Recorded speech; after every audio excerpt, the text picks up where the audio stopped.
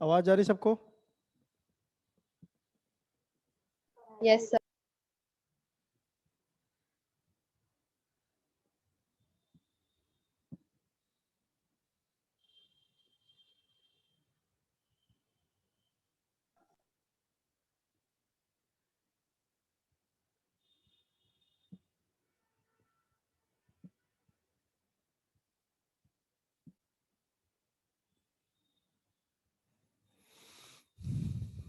चलो, तो कल हमने इम्प्लांटेशन देख लिया था, है ना?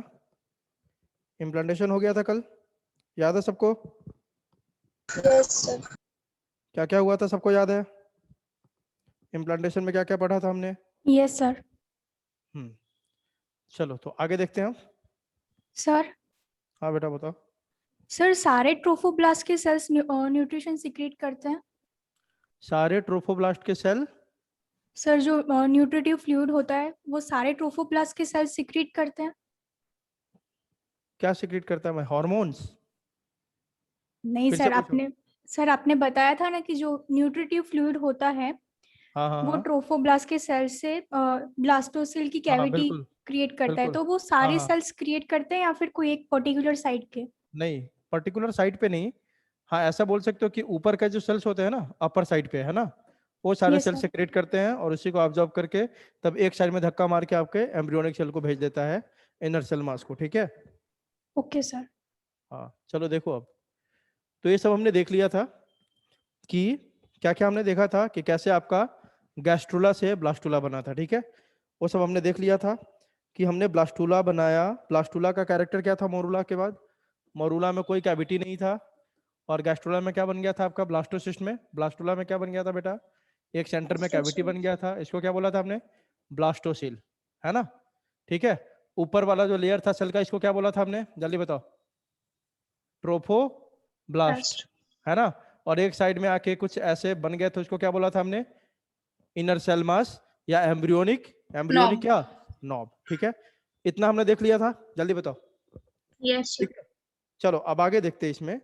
आज इस चैप्टर को खत्म करेंगे अपन। आगे की कहानी देखो, ये भी बता दिया था आपको कि कॉर्पस ल्यूटियम को बाद में जाके कौन मेंटेन करता है? ट्रोफोब्लास्ट ही एक हार्मोन सिक्रीट करता है, उसका नाम क्या है? HCG, है ना। वही आपको सिक्रीट करता है कॉर्पस ल्यूटियम को अगले 3 महीने तक। और कॉर्पस ल्यूटियम आपका क्या सिक्रीट करता रहता है? प्रोजेस्टेरॉन, ताकि मेंस्ट्रुअल फ्लो ना हो और आपका ये पूरा बना रहे। याद है सबको बेटा? जल्दी बताओ। Yes, sir. Yes, sir. अब देखो, आप याद रखो, किसको हम बोलते हैं प्रेगनेंसी हार्मोन? प्रोजेस्टेरॉन को, क्योंकि यही मेंटेन करता है आपका क्या? प्रेगनेंसी। अब ये बताओ, अगर कोई पूछे कि प्रेगनेंसी डिटेक्ट करने के लिए किस हार्मोन को यूरिन में हम देखते हैं, तो क्या बोलोगे? HCG. HCG. HCG, है ना। ठीक है, अब यहां से हमें शुरू करते हैं, नया टॉपिक है इंटरस्टिशियल इम्प्लांटेशन। क्या है? हमने इम्प्लांटेशन पढ़ लिया। आपने पढ़ा था इम्प्लांटेशन में क्या होता है? जो आपका ब्लास्टोसिस्ट है कंप्लीटली चला जाता है किसके अंदर? किसके अंदर? जल्दी बताओ। एंडोमेट्रियम के अंदर चला जाता है ना। Yes, ठीक है, sir. तो इसी को अपन बोलते हैं इंटरस्टिशियल इम्प्लांटेशन। ह्यूमन के केस में क्या होता है? जो आपका ब्लास्टोसिस्ट है पूरी तरह से इम्बेड हो जाता है यूट्रस के अंदर। ऐसे इम्प्लांटेशन को क्या बोलते हैं बेटा अपन? Interstitial implantation. क्लियर है? जल्दी बताओ। Yes, कल ही sir. आपने देखा था, Yes, कल ही sir. आपने देखा था। देखो ये जो आपका ब्लास्टोसिस्ट है पूरी तरह से यूट्रस बढ़ रहा बढ़ रहा बढ़ रहा, पूरी तरह से इसको सराउंड कर दिया। ब्लास्टोसिस्ट पूरी तरह अंदर आ गया। ऐसे इम्प्लांटेशन को क्या बोलते हैं अपन? Interstitial implantation. क्लियर है? क्लियर है बोलो। Yes, sir. चलो आगे देखते हैं। Yes, sir.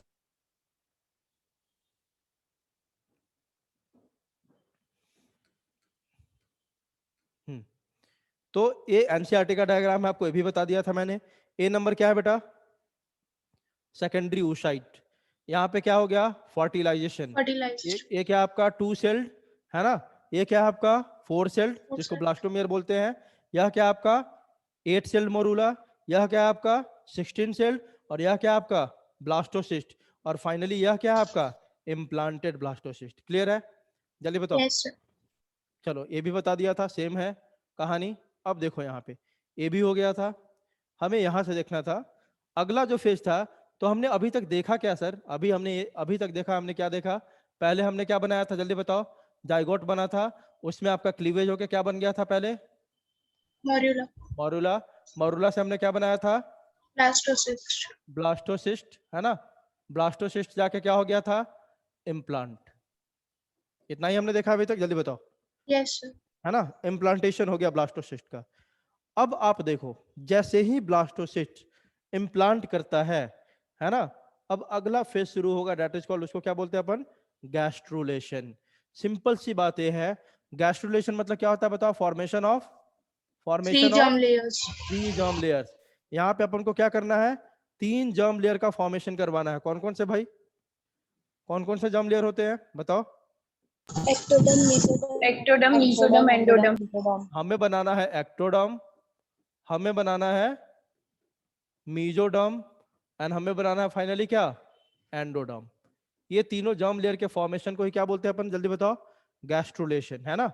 अब यह तीनों जर्म लेयर जैसे ही बनेगा, अगला फेज शुरू हो जाएगा, दैट इज कॉल्ड ऑर्गेनोजेनेसिस, है ना। सारे ऑर्गन्स यही तीन जर्म लेयर बनाते हैं ना, जल्दी बताओ, है ना। Yes, sir. ठीक है, तो अपन देखेंगे कि ये तीन जर्म लेयर्स बनता कैसे है, ठीक है। अब देखो क्या है, gastrulation is the process of formation of gastrula from blastula. हमने ब्लास्टुला या ब्लास्टोसिस्ट बना लिया है ना, जल्दी बताओ, बन चुका है हमारा, है ना। अब उसी ब्लास्टुला से या ब्लास्टोसिस्ट से अगला जो स्ट्रक्चर बनता है उसको बोलते हैं गैस्ट्रुला। यही गैस्ट्रुला वो स्ट्रक्चर है जो तीनों जर्म लेयर बनाता है। आगे देखो, gastrulation is a critical phase that occurs 3 weeks after fertilization. ये देखो, फर्टिलाइजेशन के 3 वीक बाद होता है, कौन है आपका, गैस्ट्रुलेशन। लेकिन ध्यान रखना, 3 वीक बाद क्या होता है गैस्ट्रुलेशन, कहने का मतलब मेरा क्या है, 3 वीक बाद होता है कौन, आपका गैस्ट्रुलेशन। मतलब ये कहने का मतलब बस इतना है कि ये 3 जर्म लेयर आपका 3 वीक बाद बनता है। लेकिन आपने अभी पढ़ा है इम्प्लांटेशन, इम्प्लांटेशन कब हुआ, किस डे को हुआ, कब हुआ था इम्प्लांटेशन, किस डे को, अरे बोलो 7 भाई, day after fertilization. 7th day after fertilization, है ना। तो मैं बोल रहा हूं कि गैस्ट्रुलेशन तो शुरू होता है 3 वीक्स आफ्टर फर्टिलाइजेशन, है ना, that occurs 3 weeks after fertilization. तो सर सेकंड वीक में, फर्स्ट वीक का तो कहानी बता दिया सर आपने कि फर्स्ट वीक में इम्प्लांटेशन तक पहुंच गया। सेकंड वीक में क्या होगा, सेकंड वीक में गैस्ट्रुलेशन का प्रोसेस शुरू होता है, लेकिन जो एक्चुअल एक्टोडर्म, एंजियोडर्म, एंडोडर्म बनेगा वो आफ्टर 3 वीक्स ऑफ फर्टिलाइजेशन। तो सर सेकंड वीक में क्या होगा, सेकंड वीक में अब इस ब्लास्टोसिस्ट में कुछ चेंजेस आएंगे। क्या आएगा बेटा, जल्दी बताओ, ब्लास्टोसिस्ट जो हमारा बना है उसमें क्या आएगा, कुछ चेंजेस आएगा। और वही चेंज जब होगा ना, तो फाइनली 3 वीक बाद आपका ये तीनों जर्म लेयर्स बन जाएगा, एक्टोडर्म, एंडोडर्म, मेसोडर्म। क्लियर है, जल्दी बताओ। Yes, sir. Yes, sir. Yes, चलो sir. देखो, देखो दिस प्रोसेस, मतलब ये जब फाइनल खत्म हो जाएगा जब गैस्ट्रुलेशन, तो उसका एंड प्रोडक्ट हमें यही मिलता है, 3 जर्म लेयर बन जाते हैं। This process gives rise to the 3 germ cells, है ना। In gastrula stage rate of cleavage division is slow. ध्यान रखो, जो इससे पहले ब्लास्टुला तक जो रेट ऑफ क्लीवेज था बहुत फास्ट था। अब यहाँ पे आते आते जब इस फेज में हम एंटर करेंगे, है ना, तो क्लीवेज का डिवीजन स्लो होने लगता है। और जब गैस्ट्रुला का फेज खत्म होगा, मतलब यह फेज जब खत्म होता है, तो क्लीवेज कंप्लीटली क्या हो जाता है बेटा, क्या हो जाता है, स्टॉप हो जाता है। क्लियर है, जल्दी बताओ, बोलो। Yes, sir. अब गैस्ट्रुला होता क्या है, यहां से इसके कैरेक्टर शुरू हो गए। Gastrula is characterized by the movement of cells in small masses और sheets so as to form primary germinal layers. यही प्राइमरी जर्माइनल लेयर कौन है आपका, एक्टोडर्म, मेसोडर्म, एंडोडर्म। इसमें हम देखेंगे सेल जो होगा ना, जैसे ट्रोफोब्लास्ट का सेल आपने देखा है ना, इनर सेल मास देखा, वो सब क्या होगा ना, मास में मूवमेंट शुरू कर देगा। मतलब मान लो ये अपना पोजीशन चेंज करेगा, ऐसे समझो, यहाँ पे कुछ सेल्स है तो ये अपना पोजीशन चेंज करके इधर आ गया, यहाँ पे जो है अपना पोजीशन चेंज करके, मतलब यहाँ पे मूवमेंट ऑफ सेल्स होता है। पूरे गैस्ट्रुलेशन में क्या देखने को मिलेगा आपको, movement of cell in a small masses, मतलब वो एक साथ मास में निकलता है या शीट के फॉर्म में, कैसे जो पेपर शीट होता है उस फॉर्म में एक साथ एक लेयर बना के सेल्स नीचे की तरफ मूव करेगा। ठीक है, तो पूरे गैस्ट्रुलेशन में यही होता है, मूवमेंट ऑफ सेल्स, और उसी मूवमेंट ऑफ सेल्स के कारण नया नया स्ट्रक्चर बनते जाएगा। क्लियर है बेटा, जल्दी बताओ, बोलो। Yes, बोलो। sir. तो अभी तक हमने क्या देखा कि सर गैस्ट्रुलेशन में 3 जर्म लेयर बनेगा। हमने यह देखा गैस्ट्रुलेशन का कैरेक्टर क्या है, इसमें सेल्स का मूवमेंट होगा सर, और वह सेल नया नया स्ट्रक्चर बनाते जाएगा। चलो, there are 3 primary germinal layers, endoderm, ectoderm and mesoderm. The cell movement, अब अभी क्या बताया, इसमें बहुत सारे सेल का मूवमेंट होगा इन मास और इन फॉर्म ऑफ शीट, है ना। इस सेल मूवमेंट को एक नाम दिया जाता है। जो गैस्ट्रुलेशन में एक मास ऑफ सेल या शीट के फॉर्म में सेल्स जब मूव करता है, उस मूवमेंट को एक नाम दिया गया है, वही हम देख रहे हैं अपन। The cell movement that occur during gastrulation are called morphogenetic movement. अभी क्या बताया मैंने, जब सेल्स मूव करता है तो ऐसे ही घूमने नहीं निकला हो, क्यों मूव करता है वो जाके कुछ नया नया स्ट्रक्चर बनाएगा। मॉर्फोजेनेसिस मींस कुछ एक्सटर्नल स्ट्रक्चर चेंज करेगा, वह कुछ नया बनाएगा, इसलिए ऐसे मूवमेंट को क्या बोलते हैं अपन, जल्दी बताओ, मॉर्फोजेनेटिक मूवमेंट। क्लियर है, क्लियर है, Yes, ऐसे मूवमेंट को sir. क्या बोलते हैं अपन, मॉर्फोजेनेटिक मूवमेंट। ठीक है, क्लियर है बेटा, बोलो। yes, sir. The cell movement that occur during gastrulation are called morphogenetic movements, since they lead to initiation of morphogenesis. Morphogenesis क्या होता है, कुछ नया स्ट्रक्चर है सब, मॉर्फोलॉजी में चेंज होगा, कुछ बनेगा, इसलिए इसको हम मॉर्फोजेनेटिक मूवमेंट बोलते हैं। The product of gastrulation is called gastrula. ये जो बनता है 3 जर्म लेयर देने वाला प्रोडक्ट, उसको गैस्ट्रुला बोलते हैं। चलो आगे देखो डेवलपमेंट। अब देखो बताया ना कि जैसे ही आपका गैस्ट्रुलेशन का फेज, एक्चुअल गैस्ट्रुलेशन मतलब 3 जर्म लेयर जो बनेगा वो 3rd वीक में बनेगा, लेकिन 2nd वीक में बहुत सारे चेंजेस आने लगते हैं ट्रोफोब्लास्ट में, है ना। वहीं अपन देख रहे हैं किसमें चेंजेस आने लगते हैं बेटा, ब्लास्टोसिस्ट में, है ना। अब ब्लास्टोसिस्ट में आप जानते हो 2 ही चीज मेन है, एक क्या है बेटा इसमें, जल्दी बताओ, ट्रोफोब्लास्ट, और दूसरा इसमें क्या है जल्दी बताओ, इनर सेल मास, आईसीएम बोलते हैं इसको, या इसको क्या बोलोगे, एम्ब्रियोनल नॉब। यही 2 चीज मेन है ना। अब इसमें क्या क्या चेंज आएंगे, तो पहला चेंज देख रहे हैं अपन किसमें, ट्रोफोब्लास्ट में। ट्रोफोब्लास्ट का जो लेयर था ना, ऐसा था कुछ, आपने सबने देखा है स्ट्रक्चर बहुत बेहतरीन तरीके से, या फ्लैट सेल से ऐसा करके। यह जो ट्रोफोब्लास्ट का लेयर है ना, यह 2 लेयर में कन्वर्ट हो जाएगा। जो ट्रोफोब्लास्ट है वह डिवाइड करेगा, अभी ये सिंगल लेयर था, अब कितने लेयर में कन्वर्ट हो गया है, कितने लेयर में जल्दी बताओ, 2 लेयर्स में, ठीक है, वही लिखा हुआ है। Cells of trophoblast layer divides periclinally. Periclinal division किसको बोलते हैं बेटा, हॉरिजॉन्टल वाले को, जल्दी बताओ, है ना, ठीक है। तो सेल्स कैसे डिवाइड करेगा, पेरिक्लिनरली, एंड फॉर्म्स 2 लेयर, 2 लेयर बना देगा, ठीक है। आउटर लेयर को क्या बोलेंगे अपन, ध्यान रखना, सिंसिटियोट्रोफोब्लास्ट। देखो कौन सा टर्म आ गया, आपने पढ़ा होगा, सिंसिटियम किसको बोलते हैं बेटा, किस कंडीशन को बोलते हैं, multiple multi nucleus. Nucleated, multi nucleated condition को बोलते हैं। तो पहला लेयर जो बना बाहर में, बहुत बेहतरीन डायग्राम से सब देखेंगे, सब डायग्राम देखोगे सब समझ जाओगे। सिंक्टियोट्रोफोब्लास्ट, ये क्या है ना, सेल का लेयर नहीं है, इसमें मेनली साइटोप्लाज्म ही लेयर बना देता है, और उस साइटोप्लाज्म में फ्लोट करता होगा कौन, मान लो ये साइटोप्लाज्म का लेयर है, इसी साइटोप्लाज्म में बहुत सारा कौन फ्लोट करते रहता है, न्यूक्लियस। तो पहला लेयर कौन बना आपका, सिंक्टियोट्रोफोब्लास्ट। ये क्या है, cytoplasm layer with multi nucleated condition. अगला देखते हैं, दूसरा क्या लिखा हुआ बेटा, दूसरा क्या बनता है जल्दी बताओ, इनर लेयर को क्या बोलते हैं, साइटोमिन सेल होता है, ये सेलुलर लेयर, साइटोट्रोफोब्लास्ट। यही लेयर जो है ना, हम बार बार उस समय पढ़े थे ना, कि ट्रोफोब्लास्ट सिक्रीट करता है आपका क्या, एससीजी, ट्रोफोब्लास्ट सिक्रीट करता है एससीजी, मेनली यही लेयर सिक्रीट करता है एससीजी, कौन, साइटोट्रोफोब्लास्ट। देखते हैं डायग्राम में, देखो एकदम क्लियर है। अब देखो फॉर्मेशन ऑफ, अब क्या होगा जब यह 2 चेंजेस हो गए, 2 चेंजेस कौन कौन सा हो गया बेटा, पहला क्या हो गया, ट्रोफोब्लास्ट आपका क्या हुआ जल्दी बताओ, बट गया 2 लेयर में, बटा ना 2 लेयर में, जल्दी बताओ, है ना। Yes, ये sir. देखो ना, Yes, ये sir. देखो ना, बेहतरीन तरीके से बना हुआ है, यहाँ पे देखो हुआ क्या, यह वाला देखो, ब्लास्टोसिस्ट में एक बाहर वाला यह वाला लेयर आपको पूरा दिख रहा है, दिस वन इज कॉल्ड, इसको क्या बोलते हैं, सिंक्टियोट्रोफोब्लास्ट। और अंदर में एक सेल वाला लेयर बन गया, दिस इज कॉल्ड, इसको क्या बोलते हैं बेटा, इसको क्या बोलते हैं, Cytotrophoblast. साइटोट्रोफोला। देखो ये साइटोप्लाज्म ही, और इसमें डॉट डॉट जो दिख रहा है आपका क्या है, मल्टीपल, मल्टीपल क्या है, न्यूक्लियस। Nucleus. दिख रहा है Nucleus. सबको, सबको दिख रहा है, जल्दी बताओ, Yes, sir. Yes, sir. ठीक है। तो पहला चेंज किसमें हुआ, ट्रोफोब्लास्ट में, ये 2 लेयर में बट गया। आउटर वाला को बोला हमने सिंक्टियोट्रोफोब्लास्ट, जिसमें मल्टीपल न्यूक्लियस डॉट डॉट दिख रहा है आपको, और अंदर वाला एक सेल का लेयर बना, इसको हमने क्या बोल दिया जल्दी बताओ, साइटोट्रोफोब्लास्ट। क्लियर है, क्लियर है, जल्दी बताओ। Yes, sir.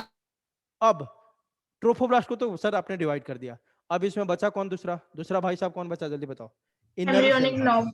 एम्ब्रियोनिक नॉब, वो भी डिवाइड हो जाएगा 2 लेयर में, एक लेयर को बोलेंगे एपीब्लास्ट, और एक लेयर को क्या बोलेंगे बेटा, हाइपोब्लास्ट। आई बात समझ, जल्दी बोलो।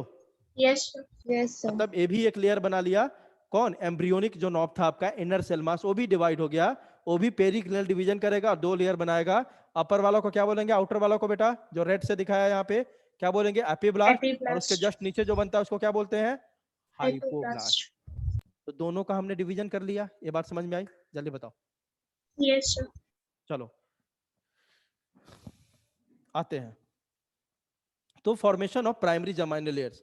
अब देखते हैं इसमें cells of the inner cell mass, मतलब पहला डिवीजन ट्रोफोब्लास्ट का हुआ, अब इनर सेल मास का कर दे रहे हैं। इसको क्या क्या नाम देते हैं, इनर सेल मास को अलग अलग नाम याद रखना, cells of the inner cell mass, या इसको एम्ब्रियोब्लास्ट भी बोलते हैं, या embryonal knob, get rearrange to form a flat embryonic और जर्माइनल डिस्क।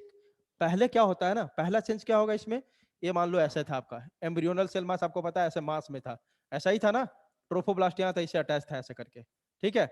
अब यह जो सेल्स है ना, पहले अपने आप को रीअरेंज करता है, किस फॉर्म में, एक डिस्क के फॉर्म में, ऐसे ऐसे गोला बना लेगा पहले, डिस्क समझते हो ना बेटा, सीडी डिस्क देखा है ना। तो पहले क्या था आपका एम्ब्रियोनिक सेल मास, ऐसे था मतलब अरेंज, मतलब प्रॉपर तरीके में नहीं था, अब सर्कुलर लेयर में मतलब अपने आप को अरेंज कर लिया। इस स्ट्रक्चर को क्या बोलते हैं बेटा? जर्माइनल या एम्ब्रियोनिक डिस्क। अरे कुछ रट्टा नहीं मारना, सीधी सी बात सर। एम्ब्रियोनल सेल मास, अभी डायग्राम अगर देखोगे आप, ये देखो अभी कैसे है, जहां तहां है ना। अब ये क्या किया, इनर सेल मास अपने आप को सर्कुलर लेयर में ऐसे करके पूरा सर्कुलर लेयर में अपने आप को अरेंज कर लिया ऐसे। अब इसी एम्ब्रियोनिक मास को, एम्ब्रियोनिक नॉब को जब यह सर्कुलर लेयर में अरेंज हो गया, अब इसी को क्या बोलने लगते हैं? एम्ब्रियोनिक डिस्क, क्योंकि डिस्क शेप का हो गया। आई बात समझ? जल्दी बताओ, बोलो। Yes, sir. है ना? Yes, sir. कुछ हुआ नहीं चेंज। पहला काम क्या किया, यह अपने आप को रीअरेंज कर लिया। अब उसी इनर सेल मास को या एम्ब्रियोनिक नॉब को अब हम एम्ब्रियोनल या जर्माइनल डिस्क बोलने लग गए। ठीक है, तो पहला तो रीअरेंज कर लिया ये, मतलब पहले क्या था, फ्लैट था, पहले मतलब इरेगुलर था, अब ये सर्कुलर फॉर्म ले लिया, तो इसको बोल दिया हमने, क्या बोल दिया? जर्माइनल डिस्क या एम्ब्रियोनल डिस्क। अब देखो अगला, अब यह डिवीजन करेगा। जब यह अरेंजमेंट कर लिया तब यह डिवाइड करेगा।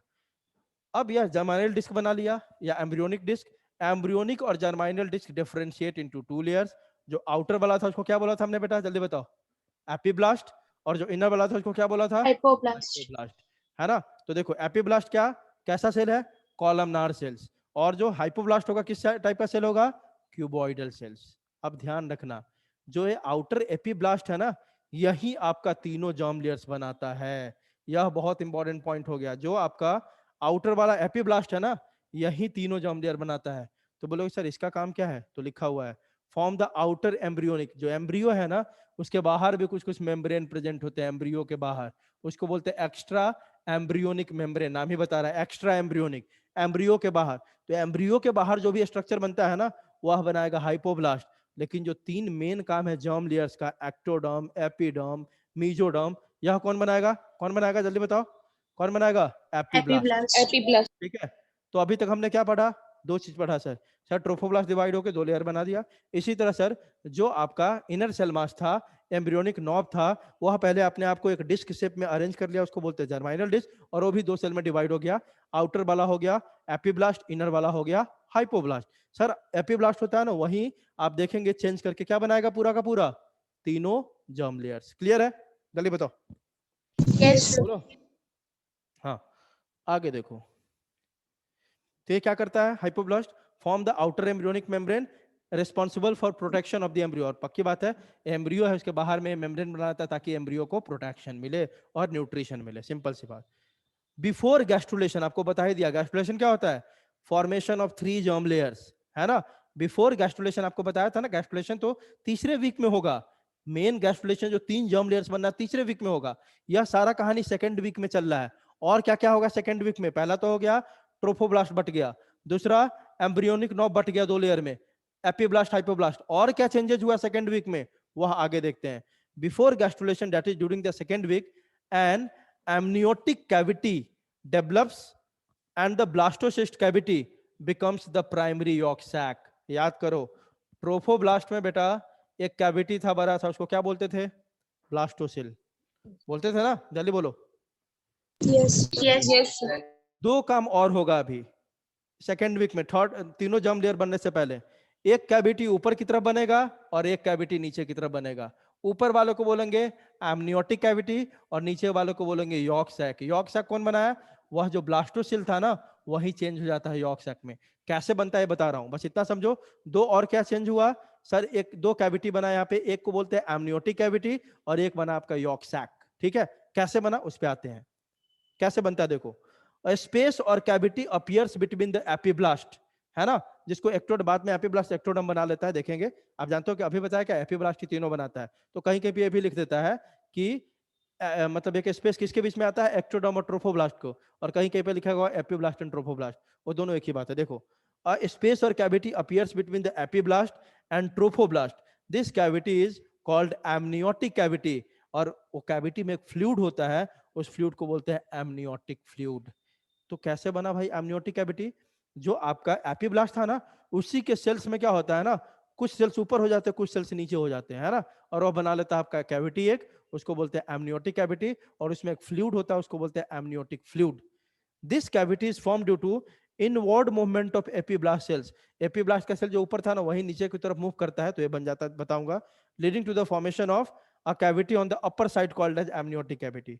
अब देखो यह क्या देखा हाइपोब्लास्ट कि भाई एपीब्लास्ट ने तो काम कर लिया, क्या काम किया, खुद पहले ऊपर था ऐसा कुछ हुआ, देखो ना ये क्या सोचा, अब मान लो कि ये आपका एपीब्लास्ट है, ऐसा वाला एपीब्लास्ट है, एपीब्लास्ट क्या हुआ, पहले ऊपर था अब ये नीचे आ गया, यहाँ आ गया, आपने आपको यहाँ अरेंज कर लिया, जब यहाँ अरेंज किया मतलब एपीब्लास्ट का सेल क्या हो गया, इनवर्ड मूवमेंट किया, आपको बताया तो गैस्ट्रोलेशन में यही तो होता है, बस सेल का मूवमेंट होता है, नया नया स्ट्रक्चर बनता जाता है। तो देखो ये एपीब्लास्ट जो ऊपर था नीचे की तरफ मूव करके यहाँ आ गया, जब यहाँ आएगा बेटा तो ऊपर वाला जगह खाली हो गया कि नहीं, जल्दी बताओ, खाली हो गया कि नहीं, Yes, बोलो, sir.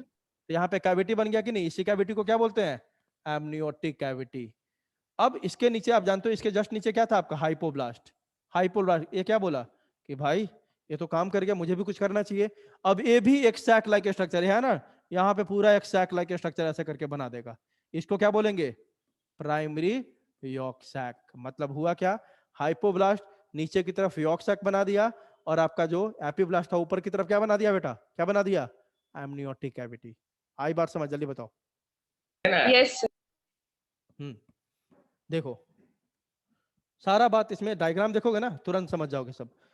तो जब इसका काम कर लिया एपीब्लास्ट ने, क्या किया, अंदर आ गया और ऊपर में कैविटी बना दिया, उसको बोल दिया एमनियोटिक कैविटी, उसमें एमनियोटिक फ्लूइड है।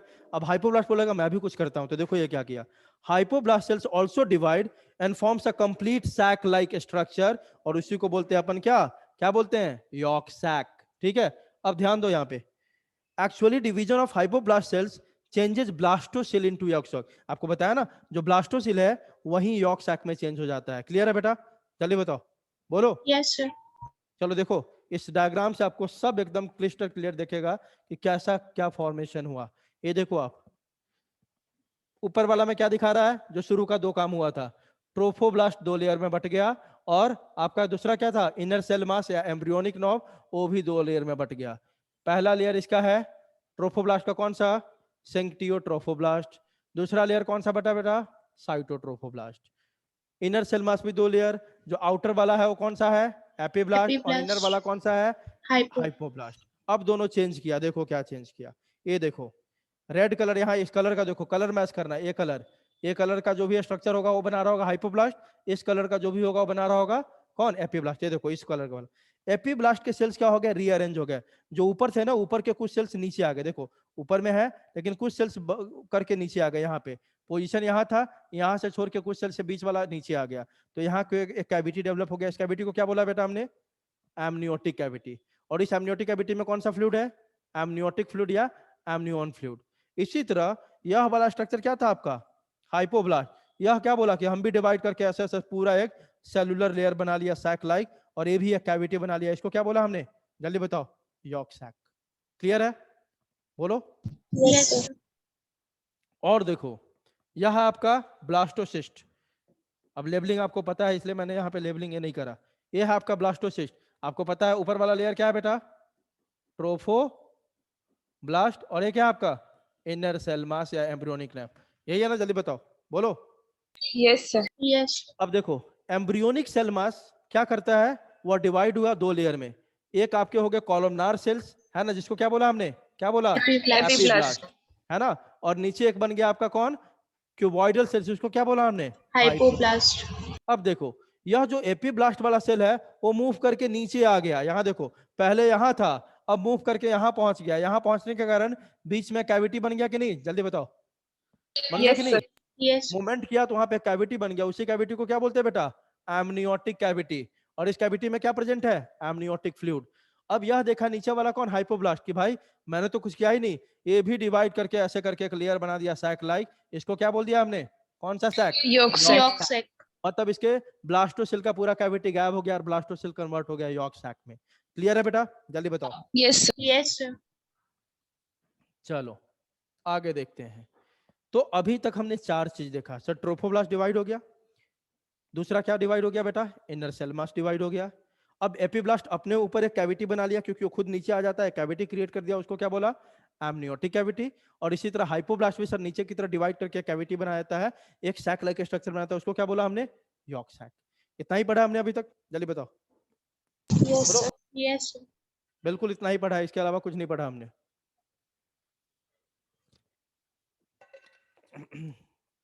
देखो लैंग्वेज कुछ भी लिखा हो, बच्चे लोग मतलब एनालाइज नहीं करते, इससे बेहतरीन हो नहीं सकता है। एक अगर इस डायग्राम को देखे ना बेटा, जो भी चेंज हुआ है सब बता दे इंसान, ठीक है, अभी तक जो पढ़ाया मैंने। चलो आगे। अब देखो, अब आपका एक्चुअल जब ये 4 चेंज हो गया ना बेटा, ये सब चेंज किस वीक में हुआ बेटा? किस वीक में हुआ? Second week. सेकेंड वीक में। अब जब यह चारों चेंज हो गया, तब तक तीसरा वीक आ चुका है। अब मेन काम शुरू होगा। मेन काम क्या है? क्या बनाना हमारा? 3 जर्म Germ layer. लेयर्स, है ना? तो वही लिखा हुआ देखो, gastrulation begins with the formation of primitive streak on the surface of epiblast. ये मान लो एपीब्लास्ट का सरफेस है, इस एपीब्लास्ट के सरफेस पे ना ऐसे बीचों बीच एक ऐसे मतलब आपका ग्रूव बनना शुरू हो जाता है, डिप्रेशन बनना शुरू हो जाता है, उसको बोलते हैं प्रिमिटिव स्ट्रिक। यह प्रिमिटिव स्ट्रिक जब बना ना, तो समझो कि अब जर्म लेयर्स की बनने की शुरुआत हो गई। मतलब गैस्ट्रुलेशन शुरुआत कब होता है? जब हमें दिख जाता है कि एपीब्लास्ट के सरफेस पे किसका फॉर्मेशन हो गया बेटा? किसका फॉर्मेशन हो गया? प्रिमिटिव स्ट्रिक का। ये क्या है देखो, the primitive streak is a groove on the mid line of the epiblast. बताया ना, अभी डायग्राम में आपको दिख जाएगा। देखो बेहतरीन पूरा प्रोसेस यहाँ आ गया। ये देखो, आप ध्यान से देखना, ये देखो यही आपको दिख रहा होगा। यहाँ देखो ध्यान से, सबको दिख रहा है बेटा? सबको दिख रहा है? जल्दी बताओ। Yes, sir. Yes, ये sir. देखो, आप यहाँ देखोगे ना, यहाँ पे देखो प्रिमिटिव बीचों बीच एक ऐसे ग्रुप बन जाता है ऐसे करके। ग्रुप मतलब हल्का सा गैप। मान लो कि एपीब्लास्ट है ना, एपीब्लास्ट के बीचों बीच में ऐसे आके एक हल्का इसको गैप ऐसे कर दिया, ये इसको बोलते हैं प्रिमिटिव स्ट्रिक। मतलब यही प्रिमिटिव ऐसे फैलेगा ना, तो इससे सेल्स जो यहाँ पे सेल्स है बाउंड्री पे, ये सब सेल अंदर आके नया सेल बनाते जाएगा। आई बात समझ? जल्दी बताओ प्रिमिटिव sir. स्ट्रिक क्या हुआ, ये बात समझे? देखो एपीब्लास्ट का लेयर है, इसमें ग्रुप बना दिया के ऐसे करके, इसको बोलते हैं प्रिमिटिव स्ट्रिक। अब यही प्रिमिटिव ऐसे फैलेगा ना, वाइड होगा ना, तो एपीब्लास्ट का जो सेल यहाँ पे अभी एपीब्लास्ट अब यही है, यहाँ पे एपीब्लास्ट, ये सब सेल ऊपर है अभी, यहाँ पे एक स्ट्रिक बना। अब ये जब फैलेगा ना, तो ये सब सेल सब इसी स्ट्रिक से अंदर अंदर आएगा, और कुछ अंदर आया तो एक्टोडर्म बना देगा, मतलब मेसोडर्म बना देगा। कुछ और अंदर आया तो बना दिया क्या आपका? एंडोडर्म। और जो बच जाएगा यहाँ पे, वह बना देगा क्या आपका? जल्दी बताओ। एक्टोडर्म। Ectoderm. आई बात समझ बेटा? जल्दी हाँ, बोलो। बहुत आसान है। ये क्या किया? ग्रुप बना, मतलब शुरुआत हो गई जर्म लेयर की, गैस्ट्रुलेशन की शुरुआत हो गई। इंडिकेशन किसके थ्रू मिलता है? By formation of primitive streak. ये प्रिमिटिव स्ट्रिक क्या करता है? जो ये लेयर है ना एपीब्लास्ट का, उसके मिड लाइन में बीचों बीच बनता है। जब ये वाइड होगा, तो एपीब्लास्ट का सेल अंदर मूव करना शुरू किया। बताया तो यहाँ पे केवल सब खेल मूवमेंट का, मूवमेंट कर करके नया नया स्ट्रक्चर बनेगा।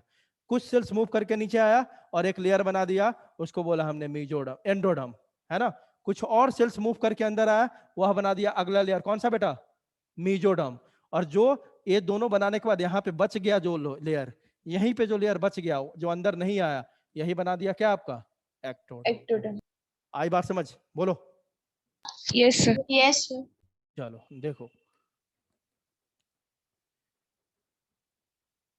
हाँ, तो gastrulation begins with the formation of primitive streak on the surface of epiblast. The primitive streak is a groove on the midline of the epiblast that occurs due to thickening of the peripheral surfaces. ऊपर का surface thick होता है ना, उसी कारण group बन जाता है, ठीक है? ग्रुप मतलब गैप होता है, आपको पता होना चाहिए।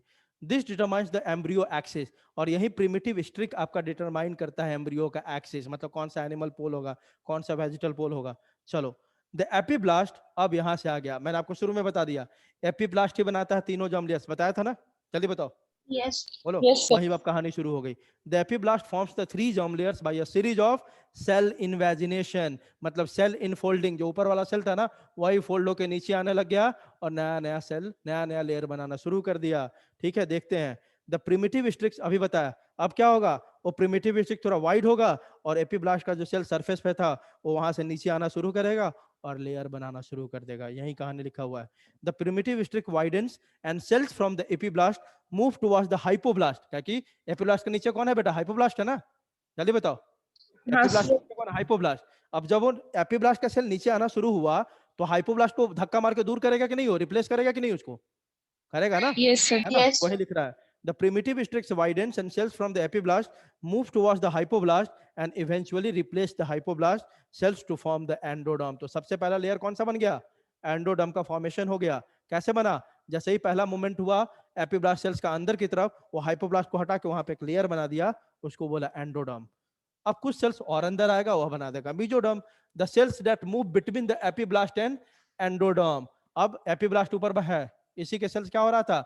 इस प्रिमिटिव स्ट्रक्चर से नीचे आया और यहाँ पे एक लेयर बना दिया, हाइपोब्लास्ट यहाँ था उसको हटा के नीचे कर दिया, यहाँ एक लेयर बना लिया, इसको बोल दिया हमने एंडोडर्म। अब और सेल्स कुछ आ रहे हैं और इन दोनों के बीच में यहाँ पे जमा हो गया, इसको क्या बोल दिया बेटा हमने, क्या बोल दिया, Mesoderm. है ना। और जो मूव नहीं किया ऊपर ही रह गया, इसको क्या बोल दिया हमने, एक्टोडर्म। तो बन गया कि नहीं, आउटर एक्टोडर्म, बीच वाला मेसोडर्म और सबसे अंदर में कौन सा, एंडोडर्म। बन गया, जल्दी बताओ, Yes. Yes, sir. है कि नहीं आसान, बोलो। बहुत आसान है, ठीक है। The cells that move between the epiblast and the endoderm become mesoderm. By this stage the invagination of epiblast cells from the primitive streak ceases. और जब तक मेसोडर्म बनाता है तब तक क्या हो गया, प्रिमिटिव स्ट्रिक के थ्रू सेल का नीचे आना लगभग बंद हो जाता है। इसीलिए तो बाकी के एपिब्लास्ट सेल्स कहाँ रह जाते हैं बेटा, वहीं पे रह जाते हैं, और क्या बना देता है, क्या बना देता है, एक्टोडर्म। ठीक है। The remaining epiblast cells become the ectoderm and are located above the mesoderm layer. mesoderm के लेयर ऊपर इसका लोकेशन होगा, ठीक है। thus अपन ऐसा बोल सकते हैं क्या, epiblast is the source of all the germ layers in the embryo, बोल सकते हैं ऐसा। Yes. चलो, करते भी समझ में आया बेटा, Yes, समझ sir. में आया। हाँ. डायग्राम से कैसे एकदम बेहतरीन तरीके से। यह आपका है ब्लास्टोसिस्ट। ब्लास्टोसिस्ट में देखो ऊपर वाला जो येलो कलर से दिख रहा है, दिस इज आपका क्या है, ट्रोफोब्लास्ट। यह क्या है बेटा आपका इनर सेल मास। और यह जो आपको दिख रहा है बॉल मतलब फुटबॉल का, ये क्या आपका ब्लास्टोसिस्ट कैविटी मतलब ब्लास्टोसिल। अगला क्या हुआ था बताओ, अगला यह हुआ था सर कि इनर सेल मास क्या हुआ था, पहले ऊपर डिवाइड करके कॉलमनार सेल बना दिया था, उसको क्या बोला था हमने, एपिब्लास्ट। Epiblast. क्यूबॉइडल बना दिया था, उसको क्या बोला था हमने, Hypoblast. Hypoblast. तो अगला स्टेप यह दिखा दिया। अभी तक ब्लास्टोसिल का कैविटी बना हुआ है, यह कब खत्म हो जाएगा, जब क्या बन जाएगा इसके जगह पे, यॉर्क सैक। York. ठीक है। अगला क्या हुआ देखो, अगला क्या हुआ देखो, यह जो सेल था आपका किसका किसका, एपिब्लास्ट का, वह कुछ सेल्स ऊपर आ गया कुछ नीचे आ गया, जिसके कारण क्या हो गया बेटा, यहाँ पे कैविटी का फॉर्मेशन हो गया। इस कैविटी को क्या बोलेंगे जल्दी बताओ, एमनियोटिक कैविटी, है Amniotic ना। cavity. और उसमें कौन सा फ्लूइड है, एमनियन। ठीक है। अब ये हाइपोब्लास्ट अभी ऐसे ही है। अब हाइपोब्लास्ट ने क्या बोला कि भाई मैंने तो कुछ काम किया ही नहीं, उसने तो कैविटी बना दिया। अब देखो ये हाइपोब्लास्ट भी यहाँ पे पूरा डिवाइड करके एक पूरा लेयर ही बना दिया, दिख रहा है आपको, जल्दी बताओ, बना दिया ना। अब तब इसको Yes. क्या बोलने लग गए हम, क्या बोलने लग गए, प्राइमरी यॉर्क सैक। क्या बोलने लगे बेटा, प्राइमरी यॉर्क सैक, है ना, या यॉर्क सैक। ठीक है। उसके बाद देखो फाइनली क्या हुआ, यहाँ पे जो एपिब्लास्ट का सरफेस था, ये सरफेस है एपिब्लास्ट का, इस पे एक प्रिमिटिव स्ट्रिक बना यहाँ पे, है ना, ग्रुप बन गया। इसी ग्रुप जब ये खुलता है तब इसके सेल्स क्या हो गए, धीरे धीरे नीचे आए, जो नीचे आया सबसे नीचे आ गया वह बना दिया एंडोडर्म, जो ऊपर में थोड़ा इस दोनों के बीच में आके जमा हो गया वो क्या बना दिया आपका, जल्दी बताओ, Mesoderm. मेसोडर्म। और Mesoderm. जो यहीं पे रह गया वो क्या बना दिया, Ectoderm. Ectoderm. है कि नहीं, क्लियर है कि नहीं। और ऊपर में आपका Yes, sir. एमनियोटिक कैविटी और नीचे में कौन सा कैविटी है, yolk sac. York, sir. Clear है कि नहीं बेटा, एक ही डायग्राम में सबको, जल्दी बताओ। Yes, Yes, sir. sir. अब अरे बहुत आसान है, थोड़ा लॉजिक अगर दिमाग खोल के कोई बैठे ना तो सबको समझ में आ जाए। अब देखो अगला क्या है बेटा, फेट ऑफ जर्म सेल्स। हमने 3 जर्म सेल्स बना लिए, कौन सा बना लिया बेटा, एक्टोडर्म, मेसोडर्म और तीसरा कौन सा, Endoderm. अब आप पढ़ते होंगे पूरा, आपने ह्यूमन फिजियो पढ़ लिया है, उसमें तुम पढ़ते होगे कि यह एक्टोडर्मल इन ओरिजिन है, यह चीज मेसोडर्मल इन ओरिजिन है, यह चीज एक्टोमेसोडर्मल है, पढ़ा ना ऐसा, जल्दी बताओ। Yes, sir. Yes, sir. तो वही बात है, ये 3 जो जर्म सेल्स बना ना, अब हमारे बॉडी का सारा ऑर्गन बना देगा बाय अ प्रोसेस कॉल्ड, क्या बोलते हैं उसको, ऑर्गेनोजेनेसिस। क्लियर है बेटा। Yes, sir. चलो तो सर गैस्ट्रुलेशन में क्या क्या हुआ, पहला चेंज ट्रोफोब्लास्ट डिवाइड होकर 2 लेयर बना दिया, बता दिया मैंने। दूसरा change sir embryonic knobby divide होकर 2 लेयर बना दिया, एपिब्लास्ट और हाइपोब्लास्ट। सर एपिब्लास्ट क्या किया, कुछ सेल्स उसका नीचे मूव करके कैविटी बना दिया ऊपर की तरफ में, उसको बोल दिया amniotic cavity. Amniotic cavity. Sir अब हाइपोब्लास्ट क्या देखा कि ऊपर वाला ने कुछ काम किया, मैं भी करता हूँ, वो भी नीचे की तरफ एक डिवाइड करके लेयर बना दिया और तब वो भी एक सैक लाइक स्ट्रक्चर बना दिया, उसको क्या बोला हमने, यॉर्क सैक। ठीक है, ठीक है बेटा। उसके बाद जब ये सब सारा काम हो गया तब एपिब्लास्ट के सरफेस पे एक स्ट्रिक का फॉर्मेशन हुआ, ग्रूव का फॉर्मेशन हुआ। इस ग्रूव को क्या बोला बेटा हमने, प्रिमिटिव स्ट्रिक, है ना। वो प्रिमिटिव स्ट्रिक जब वाइड होता है तो एपिब्लास्ट के सेल्स नीचे आने शुरू होते हैं, जो सेल्स नीचे आएगा हाइपोब्लास्ट को रिप्लेस करके एक लेयर बना देगा, उसको क्या बोलेंगे, एंडोडर्म। Endoderm. और सेल्स नीचे आए और एंडोडर्म के बीच में आके रह गए, एक लेयर बना दिया, उसको क्या बोला, मेसोडर्म। Mesoderm. और तब तक आपका प्रिमिटिव स्टिक बंद होने लगता है, मतलब अब वो अंदर आपका मूवमेंट नहीं होता, इन्वेजिनेशन होता है, जो सेल्स ऊपर ही रह गया वो बना दिया क्या आपका, एक्टोडर्म। क्लियर है? क्लियर है? Yes, sir. अब देख रहे हैं फेट ऑफ जर्म सेल्स। देखो 3 जर्म सेल्स आपको दिख रहा है। दिस इज जो ब्लू कलर से दिख रहा है, दिस इज योर जो वहीं पे रह गया था एक्टोडर्म। रेड कलर वाला जो एंडो और एक्टो के बीच में, इसको क्या बोला? मीजोडर्म। और Mesoderm, जो यहाँ नीचे दिख रहा है, this is your endoderm. endoderm. Endoderm, mesoderm और एक्टोडर्म, यह तीनों हमारे बॉडी का सारा ऑर्गन्स बनाएगा। तो यहाँ पे पूरे समरी में दिया हुआ है ना, फेट ऑफ जर्म लेयर्स किससे क्या बनता है। जो आपका एपिडर्मिस है, कौन बनाता है? एक्टोडर्म। Ectoderm. क्यूटेनियस ग्लैंड, इसको आप याद कर लोगे, ठीक है। नर्वस सिस्टम आपका ब्रेन और स्पाइनल कॉर्ड सब एक्टोडर्मल इन ओरिजिन है, ठीक है। आई का रेटिना, लेंस, कॉर्निया सब एक्टोडर्मल है। नेजल एपिथेलियम, स्टोमोडियम है ना, प्रोक्टोडियम, पिट्यूटरी ग्लैंड जो है आपका, पीनियल ग्लैंड है, एड्रिनल मेड्यूला, आपको याद है ना, 2 होता है, adrenal medulla and adrenal cortex, याद है। किडनी के ऊपर ये दोनों ग्लैंड है, adrenal cortex and adrenal medulla. अब ध्यान रखो, मेड्यूला एक्टोडर्मल है, और आप ध्यान देखो इसमें कहीं होगा, हाँ, एड्रिनल कॉर्टेक्स आपका क्या है? मीजोडर्मल। तभी कभी कभी तुम ऐसा भी पढ़ते हो कि दिस इज एक्टोमीजोडर्मल इन ओरिजिन, पढ़ते हो? जल्दी बताओ, ऐसा पढ़ते हैं कि नहीं हम लोग? एक्टोमीजोडर्मल इन ओरिजिन, मतलब इसका कुछ पार्ट किससे बना हुआ है? किससे बना हुआ है? एक्टोडर्म से। और कुछ पार्ट किससे बना हुआ है? मीजोडर्म से। तो जो एड्रिनल ग्लैंड होता है ना, जिसमें 2 होते हैं, एड्रिनल मेडुला, एड्रिनल कॉर्टेक्स। तो अगर कोई पूछे एड्रिनल ग्लैंड का क्या नेचर है, कहां से ओरिजिन है, तो क्या बोलेंगे? एक्टोमीजोडर्मल। अब उसमें एड्रिनल ग्लैंड में 2 होते हैं, कॉर्टेक्स, मेडुला। कॉर्टेक्स को बनाता है मीजोडर्म, और आपका मेडुला को बनाता है कौन? एक्टोडर्म। बात समझ में आई? तो ये आपको याद करना है। एपिडर्मिस जो सबसे ऊपर वाला स्किन का लेयर है, वो बनाता है एक्टोडर्म, लेकिन डर्मिस उसके नीचे वाला सेल है मीजोडर्म। मस्कुलर टिश्यू जो भी होता है आपका, यह बनाता है। कनेक्टिव टिश्यू यहाँ से बनता है, एंडोस्केलेटन मतलब बोन, कार्टिलेज, वो सब यहाँ से बनता है। वैस्कुलर सिस्टम यहाँ से, ब्लड, हार्ट, ब्लड वेसल सब मीजोडर्मल है।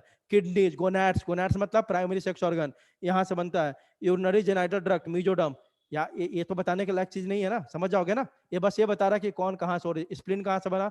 मीजोडर्म से। कॉर्टेक्स कहाँ से, एड्रिनल कॉर्टेक्स कहाँ बना? मीजोडर्म। आई कहाँ से निकला? आई का कौन सा, जो कोरोना वाला पार्ट होता है, कोरोइड और एस्क्लेरोटिक कोर्ट्स, अभी पढ़ेंगे, आज तो दिखाएंगे, है ना। तो उसमें कहाँ हो गया आपका? यहाँ से बना। बात समझ में आई? यह सब बना रहा कि कौन सा बॉडी ऑर्गन हमारा किस पार्ट से बना हुआ है, एक्टोडर्म से या एंडोडर्म से या मीजो। गट जो आपका एलिमेंट्री कनाल है, एंडोडर्मल इन ओरिजिन है। विसरल ऑर्गन जो इंटरनल ऑर्गन है, एंडोडर्मल इन ओरिजिन है। जो स्टमक के अंदर ग्लैंड्स है, इंटेस्टाइन के अंदर ग्लैंड्स है, म्यूकोसा ग्लैंड है, सब वो सब एंडोडर्मल इन ओरिजिन है। याद कर लोगे बेटा? ये जल्दी बताओ, ठीक है ना? ये बताने की जरूरत नहीं है। चलो अब देखो, अब अगला स्ट्रक्चर क्या बनता है? प्लेसेंटा। अभी हम ऑर्गेनोजेनेसिस पे नहीं आए हैं। आपको बता दिया था कि इस टाइम पे जैसे ही आपका तीनों जर्म लेयर बना, अब इसी टाइम पे प्लेसेंटा बनेगा, फिर फाइनली ऑर्गन्स बन जाएंगे।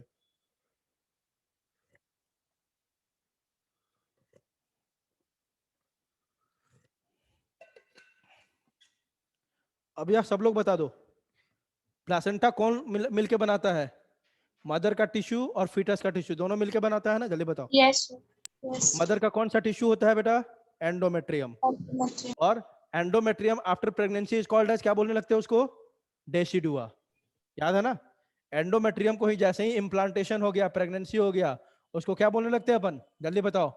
डेसिडुआ। बताया था ना। तो 2 पार्ट से मिलके बनता है आपका प्लेसेंटा। ये अब सिंपल सी बात है भाई, यहाँ एंडोमेट्रियम है, इसी में कोरियोनिक विलाई ऐसे ऐसे गया था, याद है? ट्रोफोब्लास्ट का बनाया था कोरियोनिक विलाई। तो अगर ये देखो, यही प्लेसेंटा कहलाता है। तो प्लेसेंटा में एंडोमेट्रियम का भी पार्ट है, और इधर ट्रोफोब्लास्ट मतलब एम्ब्रियो का भी पार्ट है। एम्ब्रियो का कौन सा पार्ट है बेटा? कोरियोनिक विलाई, है ना।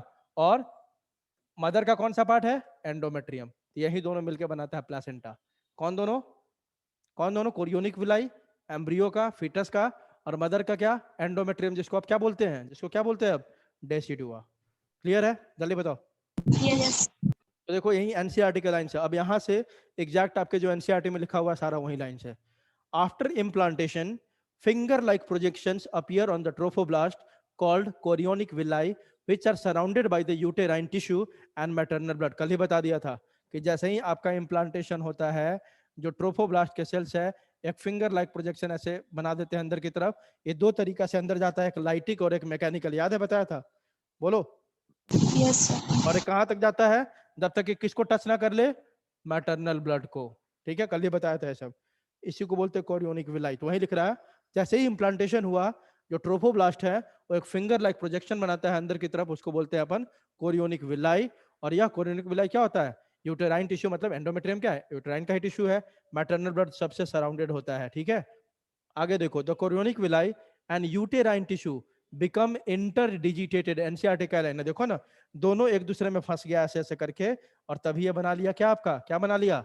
इंटरडिजिटेटेड। मतलब ये इधर से आपका कोरियोनिक विलाई है, ये पूरा एंडोमेट्रियम को ऐसे पार करके इधर पहुंच गया। अब दोनों इंटरडिजिटेटेड एक दूसरे में ऐसे फंस गया पूरी तरह से, और तब जो ये स्ट्रक्चर बना, इसको क्या बोला हमने? क्या बोला? प्लेसेंटा। आई बात समझ? बोलो बोलो। Yes, sir.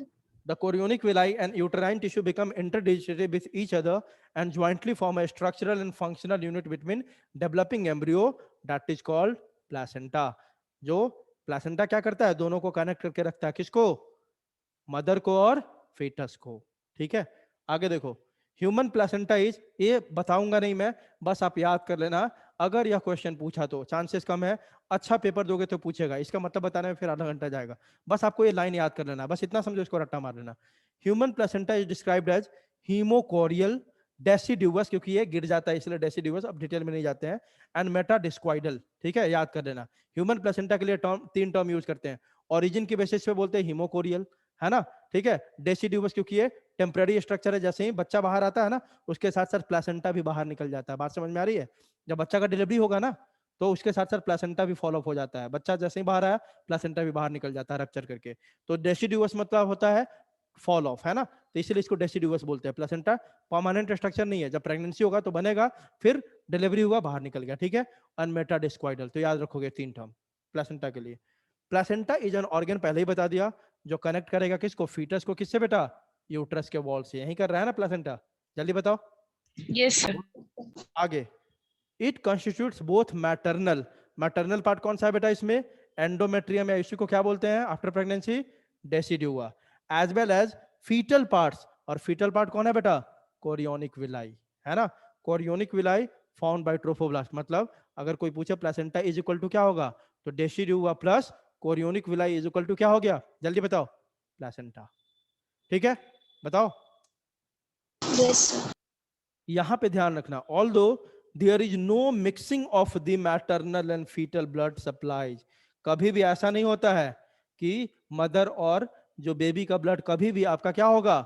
मिक्स नहीं होता है। क्यों? क्योंकि ये प्लासेंटा दोनों के ब्लड को, देखो ना, ऐसा है, मान लो ये बात ऐसे समझो आप, ये चलो एंडोमेट्रियम है, यहाँ पे आके ट्रोफोब्लास्ट का बाहरी लेयर था ये वाला, यह बना दिया फिंगर लाइक प्रोजेक्शन ऐसे करके, ठीक है। यहाँ मैटरनल ब्लड है, तो देखो या फिंगर लाइक प्रोजेक्शन को विलाई बोलते हैं।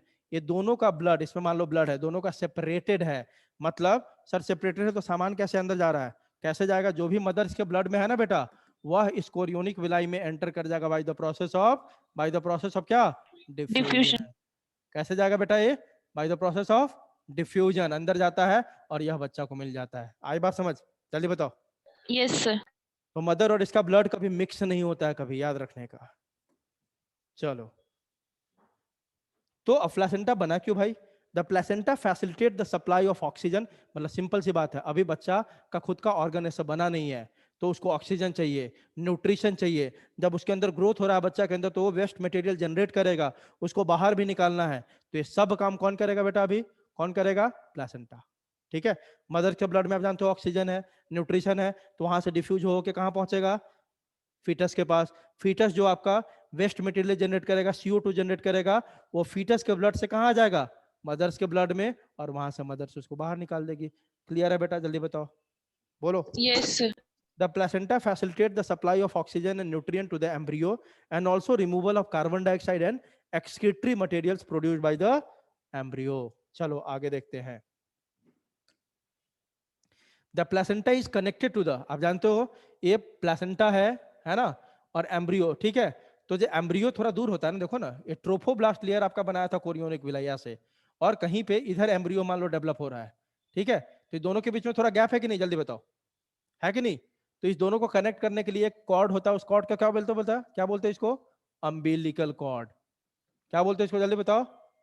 Umbilical cord. अरे अब बोलोगे सर ऐसे कैसे, प्लेसेंटा तो नजदीक नहीं बना था। ये देखो ना, यह एंडोमेट्रियम है, यह ट्रोफोब्लास्ट था, ट्रोफोब्लास्ट का जो बाहर वाला सेल्स था, ये वाला, यही सेल्स क्या बनाया था, जल्दी बताओ, कोरियोनिक विलाई, यही बनाया था, है ना।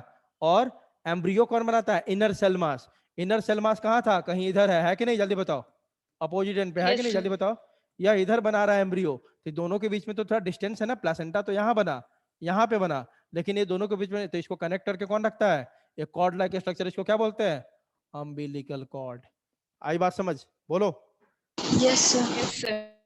चलो, तो वही लिखा है, सब एनसीईआरटी की लाइन है, एक एक लाइन एनसीईआरटी है। The placenta is connected to the embryo through an umbilical cord, which helps in the transport of substances to and from the embryo. वही umbilical cord बच्चा से उठा के लाएगा, प्लेसेंटा को देगा, प्लेसेंटा से उठा के फिर बच्चा को देगा। ठीक है बेटा, ठीक है, बोलो। Yeah, sir. अब देखो, एक काम तो कर दिया प्लेसेंटा, क्या कि जो भी नरिशमेंट है मदर से, ऑक्सीजन है मदर से ले लेके एम्ब्रियो को ट्रांसफर कर रहा है, प्लस बच्चा जो भी डेवलप कर रहा है एम्ब्रियो, जब तो वेस्ट मटेरियल जनरेट कर रहा है, CO2 वेस्ट मटेरियल, उसको ले लेके प्लेसेंटा को दे रहा है, ताकि मदर से ब्लड से होते हुए वो बाहर निकल जाए। अगला काम क्या करता है प्लेसेंटा, बहुत important, it also acts like a endocrine tissue, मतलब प्लेसेंटा कुछ हार्मोन भी सिक्रीट करेगा and produces several hormones, like NCERT का लाइन है, ह्यूमन कोरियोनिक गोनाडोट्रोपिक, HCG। बोलोगे सर आपने बोला था उसमें ट्रोफोब्लास्ट सिक्रीट करता है, भाई ट्रोफोब्लास्ट का ही लेयर आगे बढ़ के क्या बनाया, कोरियोनिक विलाई, तो ट्रोफोब्लास्ट बोल दे या प्लेसेंटा बोल दे, एनसीईआरटी में प्लेसेंटा दिया हुआ है तो आंसर प्लेसेंटा कर देंगे, ट्रोफोब्लास्ट बोल दे या प्लेसेंटा बोल दे, एक ही बात है कि नहीं है, जल्दी बताओ, बोलो। Yes, sir. Yes, sir. तो placenta also act as an endocrine tissue and produces several hormones like HCG, जो कॉर्पस ल्यूटियम को मेंटेन करता है, ह्यूमन प्लेसेंटल लैक्टोजेन है, लैक्टोजेन से जैसे ही आ गया, मतलब किससे रिलेटेड हो गए, मिल्क से, यह मिल्क सिक्रीशन में हेल्प करता है। ठीक है, मेन मिल्क सिक्रीशन करने वाला हार्मोन कौन सा था, बताया था मैंने आपको, जो सिक्रीशन करवाता है, प्रोलैक्टिन, प्रोलैक्टिन है ना, लेकिन ये लैक्टोजन उसको हेल्प करेगा, सपोर्ट करेगा, पढ़ेंगे आगे इसी में। ठीक है, आगे देखो और क्या क्या सिक्रीट करने लगता है placenta, estrogen, progesterone etcetera in the later phase of pregnancy. एक एक लाइन पे ध्यान दो, तभी तो क्या बोला, शुरू में 3 महीने हमें एस्ट्रोजेन प्रोजेस्टेरॉन चाहिए, तो किसको मेंटेन करके रखना होगा बेटा, कॉर्पस ल्यूटियम को, क्योंकि प्लेसेंटा पूरी तरह से बनते बनते 3 महीने लग जाते हैं, 3 महीने के बाद खुद से बनाने लग जाता है एस्ट्रोजेन प्रोजेस्टेरॉन, तब कॉर्पस ल्यूटियम का कोई काम नहीं होता है। आ रही बात समझ, जल्दी बताओ, बोलो बोलो, है ना। A hormone called relaxin is also secreted by the ovary, लिखा हुआ है, ध्यान दो, ये प्लेसेंटा नहीं लिखा हुआ है, ओवरी लिखा हुआ है, कि एक हार्मोन रिलैक्सिन है, उसको ओवरी सिक्रीट करना शुरू करता है। ओवरी में कौन, यही वाला corpus luteum, corpus luteum ovary में ही होता है ना, जल्दी बताओ, कॉर्पस ल्यूटियम कहाँ बना था Yes. सारा, Yes. Primary follicle, secondary ovary का पार्ट है, तो कॉर्पस ल्यूटियम तो अभी एस्ट्रोजन प्रोजेस्टेरॉन सिक्रीट कर रहा है, वहां पे आपका रिलैक्सिन भी सिक्रीट, नाम ही बता रहे रिलैक्सिन। जब बच्चा डिलीवरी होना होता है ना, तो जो प्यूबिक बोन है आपका, आप जानते हो, यहाँ पे पेल्विक गर्डल आपने पढ़ा है ना, पेल्विक गर्डल, जल्दी बताओ, Yes, pelvic Yes, girdle sir. को, पेल्विक गर्डल के उस बोन को थोड़ा रिलैक्स करना होता है, ताकि बच्चा वहीं से बाहर निकलता है, दिखाऊंगा अभी आपको एक, मतलब इमेज में, है ना, उसी पेल्विक गर्डल से देखो ना, उस पेल्विक गर्डल को रिलैक्स करने का काम करता है रिलैक्सिन हार्मोन। देखो बच्चा निकलता है तो आपको देखो, आपको यह देखो, यह दिख रहा है पेल्विक गर्डल का बोन आपको, ये देखो, ये दोनों बोन देखो, दोनों साइड से दिख रहा है आपको, बोलो। Yes, sir. उसी बोन से देखो बच्चा बाहर निकल रहा है, यहाँ पे आपको बेहतरीन तरीके से दिखेगा, उस बोन को थोड़ा रिलैक्स करना होता है ताकि ये बच्चा बाहर निकल जाए, यह काम रिलैक्सिन करता है। आई बात समझ बेटा, जल्दी बताओ, Yes. बोलो। हाँ,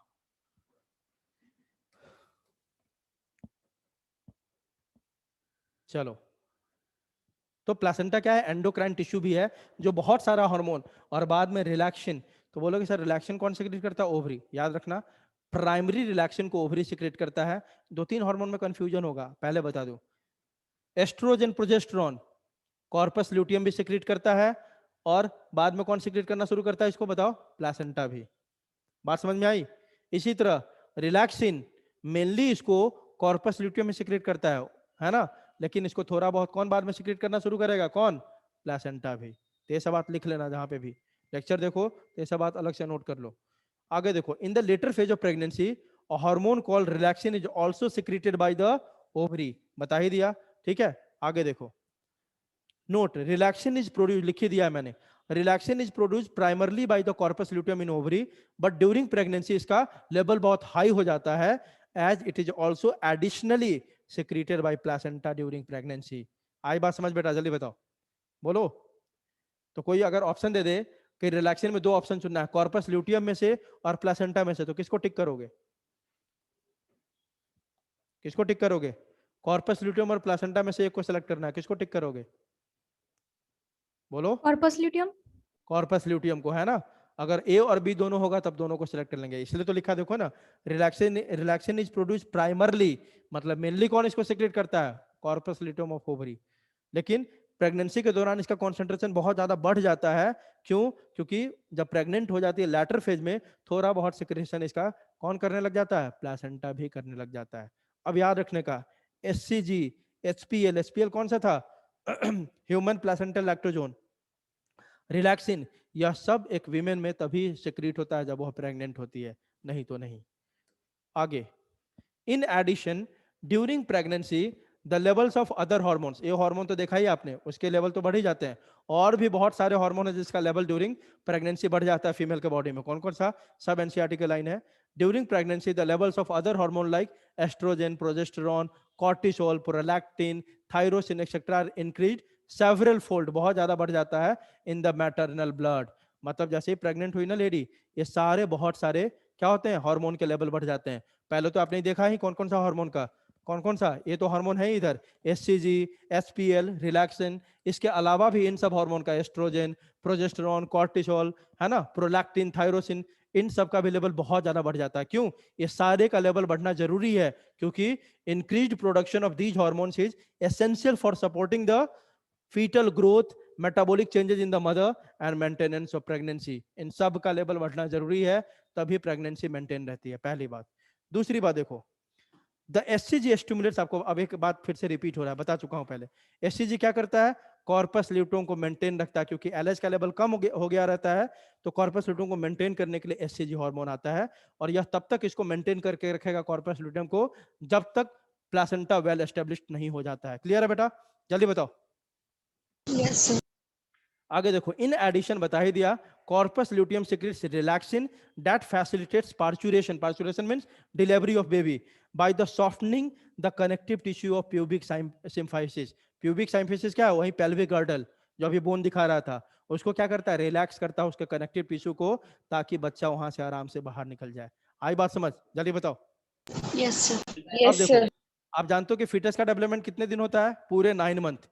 तो क्या लिखा हुआ? ड्यूरिंग द फर्स्ट ट्राइमेस्टर, मतलब शुरू के 3 मंथ में प्रेगनेंसी के, the basic structure of foetus is form, मतलब इसको नींव बोलते हैं ना, किसी भी बिल्डिंग का पहले नींव बनता है ना, 3 महीने में शुरू में ना बेसिक स्ट्रक्चर सब बन गया होता है, उसके बाद बस ग्रोथ होते जाता है और सारा ऑर्गन बनते चला जाता है। ठीक है बेटा? जल्दी बताओ। अब Yes, देखो, sir. प्लासेंटा का काम देखो, प्लासेंटा के हार्मोन कौन कौन से है? एससीजी सिक्रेट करता है, रिलैक्सिन सिक्रेट करता है, एचपीएल सिक्रेट करता है ना, कॉर्टिकोट्रोपिन रिलीजिंग हार्मोन सिक्रेट करता है सब। लेकिन आप ध्यान से देखोगे तो यहाँ पे देखो, जब हम रिलैक्सिन का नाम लिखा हमने, तो यहाँ पे एक एरो ऐसे भी गया हुआ है, दिख रहा है? अभी बताया था, मेनली रिलैक्सिन को कौन सिक्रेट करता है बेटा? कौन? कॉर्पस ल्यूटियम, है ना, देख रहा है? एक एरो ऊपर भी गया हुआ है, जल्दी बताओ, बोलो। Yes, sir. तो मेनली रिलैक्सिन को सिक्रेट करता है कौन?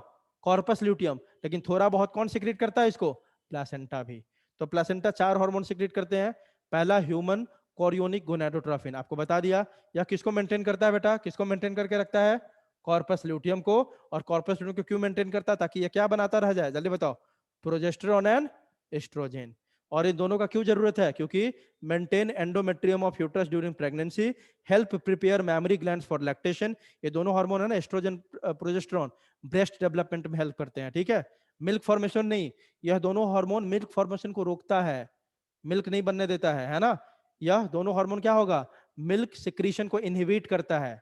लेकिन लेकिन यह ब्रेस्ट के डेवलपमेंट के लिए जरूरी है, डेवलपमेंट के लिए जरूरी है, मिल्क के लिए नहीं, मिल्क फॉर्मेशन के लिए जरूरी नहीं है। आगे देखो, prepare mother's body for pregnancy, ये सब आपका सिंपल सी बात है सर। एससीजी आया, कॉर्पस ल्यूटियम को मेंटेन किया ताकि ये प्रोजेस्टेरॉन एस्ट्रोजन बनाए, और ये दोनों का काम आप जानते हो क्या क्या करता है फीमेल में। रिलैक्सेशन पहले ही बता दिया। Increase flexibility of pubic symphysis, मतलब पेल्विक गर्डल में जो कनेक्टिव टिश्यू है उसका फ्लेक्सिबिलिटी बढ़ा देता है, ताकि वो क्या करेगा? ड्यूरिंग डिलीवरी आराम से बच्चा बाहर आए।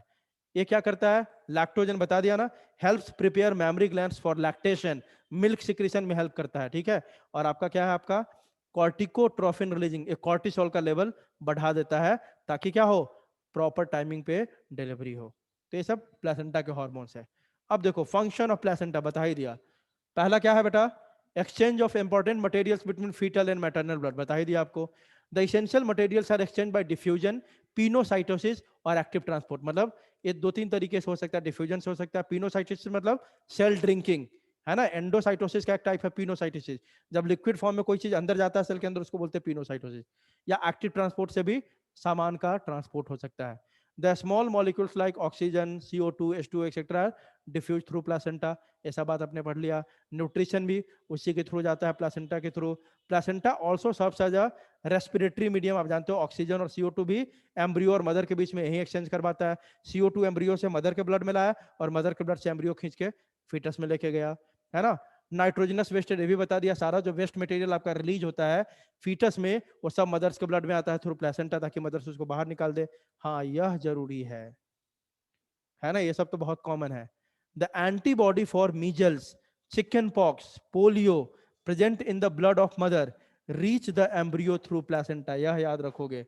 ये सब सारा जो एंटीबॉडीज होता है ना मदर्स के ब्लड में होता है ना, तो एम्ब्रियो को यह एंटीबॉडी मिलना शुरू हो जाता है मदर के ब्लड से, ताकि बच्चों को मीजल्स, चिकन पॉक्स, पोलियो ये सब ना हो। आई बेटा समझ, यह इंपॉर्टेंट फंक्शन था। अगला आपका, if a female takes some harmful chemicals, मान लो कोई फीमेल है प्रेग्नेंट है और ड्रिंक कर ली या कोई ड्रग्स ले रही है, जिसको बोलते हैं हार्मफुल केमिकल को बोलते हैं टेराटोजेंस, है ना। तो शुरू में जो होता है ना 3 महीने, अभी बताया था ना कि शुरू के 3 महीने में बेसिक स्ट्रक्चर बन जाता है बच्चे का, उस समय वो बच्चा है ना बहुत ज्यादा प्रोन रहता है, कुछ भी अगर उसको मिल गया ना उल्टा फुल्टा तो क्या होगा, उसमें इन्फेक्शन हो जाएगा, ठीक है। बाद के 3 महीने बाद ज्यादा फर्क नहीं पड़ता, शुरू के 3 महीने बहुत केयर करना पड़ता है, ठीक है। तो अगर उस दौरान मदर अगर क्या कुछ हार्मफुल केमिकल अगर इनटेक करती है, लीकर लिया, ड्रग्स लिया during pregnancy, these may cross the placenta and on reaching into fetus may cause deformity causing organogenesis, for example thalidomide, एक मतलब डिफेक्ट है, ठीक है। मतलब इसीलिए बोला जाता है कि प्रेगनेंसी के शुरुआत में जो 3 महीने होता है ना, कुछ भी फालतू मतलब लीकर या कोई ड्रग्स ये सब नहीं लेना चाहिए, अनलेस और until it is very very critical and required for life saving, क्योंकि वो हो सकता है प्लेसेंटा को क्रॉस करे और क्या कर सकता है, बच्चे को डिफॉर्मिटी मतलब उसका प्रॉपर ऑर्गेनोजेनेसिस, कोई ऑर्गेन ही प्रॉपर तरीके से डेवलप नहीं हुआ, ये हो सकता है। प्लेसेंटा इटसेल्फ सीक्रेट सम हार्मोन, बता ही दिया, प्रोजेस्टेरॉन, एस्ट्रोजन, इनहिबिन, एससीजी, ये सब सीक्रेट करता है ना। प्रोजेस्टेरॉन क्या करता है ये भी पता है आपको, maintains and support the foetus during whole pregnancy period, at the time of parturition relaxin is also secreted by placenta which lubricates and widens the birth canal, वहीं पे प्रेजेंट होता है आपका क्या, प्यूबिक सिम्फाइसिस या पेल्विक गर्डल, तो पूरे birth canal को थोड़ा क्या करता है, रिलैक्स करता है ताकि बच्चा अच्छे से बाहर निकल जाए। क्लियर है बेटा सबको, जल्दी बताओ, बोलो। Yes, sir. Yes, यहाँ sir. आपके यहाँ आपके एनसीईआरटी का डायग्राम है, देखो यहाँ पे फीटस ग्रो कर रहा है, यहाँ पे देखो, यहाँ पे आपका प्लेसेंटा का फॉर्मेशन हुआ, देखो ना ऐसे फिंगर लाइक प्रोजेक्शन गया हुआ, दिख रहा है, दिख रहा है, बोलो। दिस इज कोरियोनिक विलाई, ठीक है। या कहाँ धंसा हुआ है, एंडोमेट्रियम में, ठीक है, यही आपका प्लेसेंटा बना। अब देखो प्लेसेंटा यहाँ बना और लेकिन बच्चा इधर है, तो बीच में कनेक्ट करने के लिए क्या बन गया, यहाँ पे क्या बन गया, अम्बिलिकल कॉर्ड, और यहीं से सारा सामान जो भी प्लेसेंटा से आएगा अम्बिलिकल कॉर्ड यहाँ लेके आएगा, यहाँ से जो भी लेके जाना अम्बिलिकल कॉर्ड प्लेसेंटा को देगा, यहाँ से मदर्स ब्लड में चला जाएगा, ठीक है बेटा, जल्दी बताओ। Yes, sir. Yes, sir. Yes, sir. हाँ आगे, ऑर्गेनोजेनेसिस। अब फाइनली जब हमने तीनों जर्म लेयर बना लिया, प्लेसेंटा भी बन गया है ना, मतलब न्यूट्रिशन के लिए, तब ऑर्गन बनना शुरू होगा। The human pregnancy last for 9 month, ये सबको पता है। अब आपके एनसीईआरटी में क्वेश्चन पूछा हुआ है, आंसर नहीं दिया, क्वेश्चन पूछा है कि क्या आप यह बता सकते हैं कि डॉग का कितने दिन का होता है, एलिफेंट का कितने दिन का होता है, कैट का कितने, तो यहाँ पे लिख दिया मैंने, the gestation period of a dog is 60 to 65 days, elephant का 607 से इतना दिन, और कैट का लिखा हुआ है। चलो, in human beings after 1 month of pregnancy, अब यहीं से आपका ऑर्गेनोजेनेसिस शुरू हो गया। यह लिस्ट आपको याद करना होगा कि पहले मंथ में क्या बनता है, दूसरे में क्या बनता है, जो दिया हुआ है एनसीईआरटी में आपको याद करना होगा। पहला मंथ में क्या, सबसे पहला क्या बनता है बेटा, सबसे पहला कौन सा स्ट्रक्चर बनेगा, हार्ट, क्या बनेगा जल्दी बताओ। Heart. हाँ, अब 9 मंथ का हिसाब किताब कर रहे हैं अपन, क्या क्या बनता है। फर्स्ट मंथ में सबसे पहले बनता है हार्ट, और वह पता कैसे चलता है, the first sign of growing foetus may be noticed by listening to the heart sound carefully through the stethoscope, जो डॉक्टर लगाता है ना आपके हार्ट साउंड को सुनने के लिए, वो जो कान में लगा के मशीन, उसको बोलते हैं स्टेथोस्कोप, है ना। तो पहला साइन कि फीटस ने ऑर्गेनोजेनेसिस शुरू कर दिया है, ग्रोथ शुरू कर दिया है, वो हार्ट साउंड को सुन के लगाया जा सकता है। जैसे ही 30-31 दिन हो जाए ना, आप सुनोगे तो आपको धक धक धक धक उसका जो बिप साउंड होता है सुनाई देगा। क्लियर है बेटा? जल्दी बताओ। Yes, sir. Bye the end of second month, जब मतलब 60 दिन हो जाते हैं, मतलब जब लगभग 60 या 61वें दिन आपको the foetus develops limbs and digits, मतलब लिम्स मतलब क्या, 4 लिम्ब, हैंड लिम्ब है ना, और डिजिट ये सब बनना शुरू हो जाता है। बात समझ में आई? उंगली वगैरह। जल्दी बताओ, बोलो। Yes, yes. By the end of 12 weeks, 12 week मतलब फर्स्ट ट्राइमेस्टर, 3 महीने बाद, most of the major organ systems are formed. जो ऑर्गन सिस्टम है ना, डाइजेस्टिव सिस्टम, ये सब लगभग बन के तैयार हो जाता है। For example the limbs and external genital organ सब बन जाता है। लिम्ब कंप्लीट हो गया, 4 लिम्ब, हैंड लिम्ब है ना, हिंड लिम्ब, जेनाइटल ऑर्गन, ये सब वेल डेवलप्ड हो जाता है। क्लियर है बेटा? जल्दी बताओ। ये तो सीधा हिसाब Yes. किताब है, याद रखना है। The first movements of the fetus and appearance of hair on the head are usually observed during the 5th month. 5वें मंथ में जो बच्चा, बोलते हैं ना कि बच्चा अब लात मारना शुरू कर दिया है ना, वह फीटस का मूवमेंट सबसे पहले किस मंथ में ऑब्जर्व होता है बेटा? किसमें? 5th मंथ में, है ना। उसके सर पे बाल कब आता है? During 5th month of pregnancy, ठीक है। Bye the end of 12 weeks, मतलब कि सेकंड ट्राइमेस्टर, ट्राइमेस्टर समझते हो ना, 3 महीना को बोलते हैं एक ट्राइमेस्टर, है ना। 6 महीना को बोलेंगे सेकंड ट्राइमेस्टर, ठीक है। 6 महीना मतलब 24 वीक्स हो गया कि नहीं? जल्दी बताओ, है ना। तो after Yes, 24 weeks the body is covered with, मतलब सर पे बाल आया कब? 5th मंथ में, और 6th मंथ में पूरा आपका ये आईलैश, ये सब है ना, जिसको आप ये बोलते हो आईलैश, ये सब बनना शुरू हो जाता है, ठीक है बेटा। आईब्रो, आईलैश, ये सब बनना शुरू हो जाता है।